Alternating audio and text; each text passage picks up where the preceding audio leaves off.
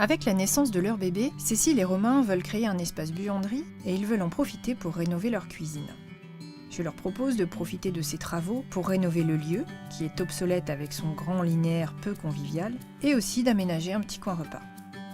Ils sont tous les deux très attachés à la lumière qui entre dans cette pièce. Ils souhaitent absolument que le nouvel aménagement en tienne compte. Récup oblige, le couple veut aussi réutiliser les meubles existants en les modernisant. Côté style, Cécile et Romain ont envie d'une déco facile à vivre, très naturelle.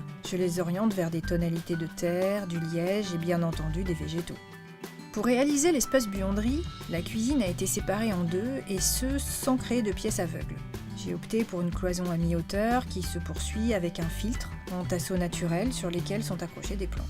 Cette séparation aérée délimite deux espaces distincts qui communiquent entre eux. Devant la porte d'entrée, j'ai peint un tapis, à même le sol, avec un support spécial. Face aux machines, les meubles relookés de l'ancienne cuisine permettent de ranger le linge, mais aussi la table à repasser et l'aspirateur. Il y a même un petit étendoir super pratique dans l'un des casiers. Sur le mur de la porte, en rappel des figures géométriques de la cuisine, on a collé un grand panneau de liège et peint une partie en blanc. Ce panneau, très déco, apporte une note brute qui se marie parfaitement avec le bois, la terre cuite et les plantes vertes.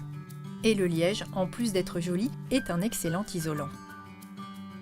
Désormais, la cuisine est en angle, ce qui permet de préparer les repas en regardant vers le jardin et d'avoir tout à portée de main. Les meubles de l'ancienne cuisine ont été habillés d'une nouvelle façade blanche qui s'harmonise avec le plan de travail en bois naturel.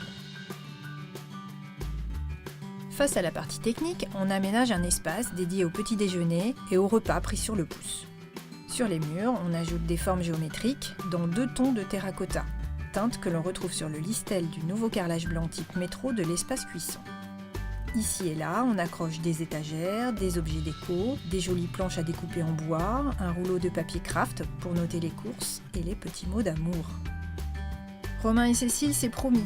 En suivant mes conseils, votre cuisine sera conviviale et pratique, avec un espace dédié au linge. Et surtout, elle sera toujours baignée de lumière, été comme hiver.